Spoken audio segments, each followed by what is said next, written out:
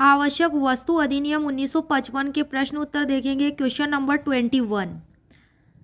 धारा 6 क के अधीन अधिहरण के किसी आदेश से व्यथित कोई व्यक्ति, अधिहरण के आदेश से व्यथित कोई व्यक्ति ऐसे आदेश की अपने को संसूचना की तारीख से कितने दिनों के भीतर अपीलार्थी को सुने जाने का अवसर देने के बाद, अपीलार्थी को सुने जाने का अवसर देने के बाद उस आदेश को जिसके विरुद्ध अपील की गई है उसे पुष्ट, उपांतरित या बातिल करते हुए, मतलब वॉइड, शून्य करते हुए, उपांतरित करते हुए,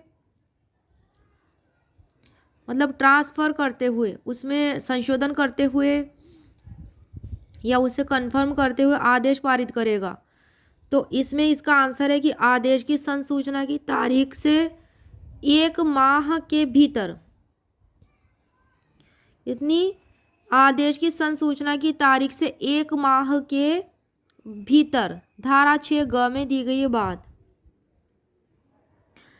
क्वेश्चन नंबर 22 है कि धारा 6 ग के अधीन किसे अपील कर सकेगा? तो इसका आंसर है किसी ऐसी न्यायिक प्राधिकारी को, किसी ऐसे न्यायिक प्राधिकारी को अपील कर सकेगा जो संबंधित राज्य सरकार द्वारा नियुक्त हो। क्या हो? संबंधित राज्य सरकार द्वारा वह नियुक्त हो। धारा 6 ग 1 में बात दी गई है। धारा 6 ग की उपधारा 1 में बात दी गई है। अब है क्वेश्चन नंबर 23। इसमें क्या है कि धारा 6 ग के अधीन कौन अपीलार्थी को सुने जाने के बाद आदेश पारित करेगा? तो न्यायिक प्राधिकारी करेगा। धारा 6 ग की उपधारा 1।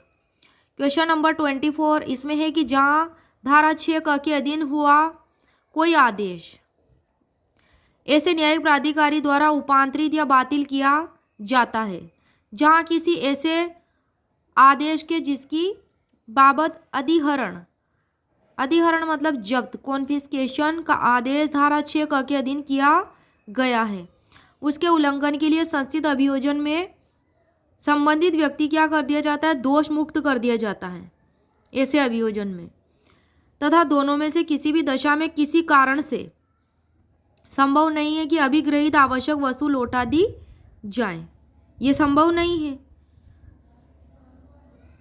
तो ऐसी कीमत निम्नलिखित रूप से अवधारित की जाएगी। आंसर, ऐसे व्यक्ति को धारा 6 क की उपधारा 3 द्वारा जैसा उपबंधित है उसके सिवाय उनके लिए कीमत उस आवश्यक वस्तु के अभिग्रहण के दिन से परिकलित ब्याज सहित, क्या ब्याज सहित इस प्रकार संदत की जाएगी मानो सरकार को उस आवश्यक वस्तु का विक्रय किया गया हो, और ऐसी कीमत निम्नलिखित रूप से अवधारित की जाएगी। किस तरीके से? पहला है खाद्यान्नों, खाद्य तिलहनों या खाद्य तेलों की दशा में धारा 3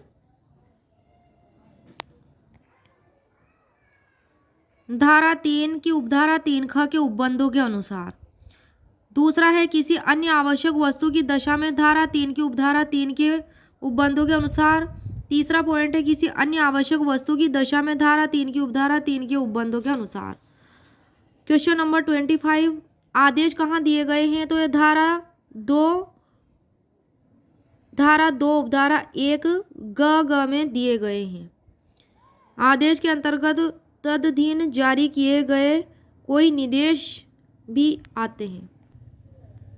क्वेश्चन नंबर 26, आवश्यक वस्तुओं की घोषणा आदि में से संबंधित प्रावधान तो ये धारा 2 क में दिए गए हैं। आवश्यक वस्तुओं की घोषणा से संबंधित प्रावधान धारा 2 क में। क्वेश्चन नंबर 27 है कि धारा 2 क उपधारा 1 में क्या उपबंध है? तो आंसर है इसका कि इस अधिनियम के प्रयोजनों के लिए आवश्यक वस्तु से अनुसूची में विनिर्दिष्ट वस्तु अभिप्रेत है। जो भी अनुसूची में दी गई है वे सारी आवश्यक वस्तु उसमें आएंगी। क्वेश्चन नंबर 28 है कि कौन अनुसूची का संशोधन कर सकेगी? तो वह केंद्र सरकार कर सकेगी धारा 2 क की उपधारा 2 में। क्वेश्चन नंबर 29 है कि केंद्र सरकार किसके परामर्श से अनुसूची में संशोधन करेगी? तो आंसर है इसका राज्य सरकारों के परामर्श से। क्वेश्चन नंबर 30 है कि अनुसूची में कब घोषणा करते हुए प्रविष्टि की जाएगी आवश्यक वस्तुओं की, तो इसका आंसर है 6 माह से अनधिक अवधि होगी, परंतु केंद्र सरकार द्वारा यह अवधि 6 माह से ज़्यादा बढ़ाई जा सकेगी। यह बात दी गई धारा 2 क की उपधारा 3 में।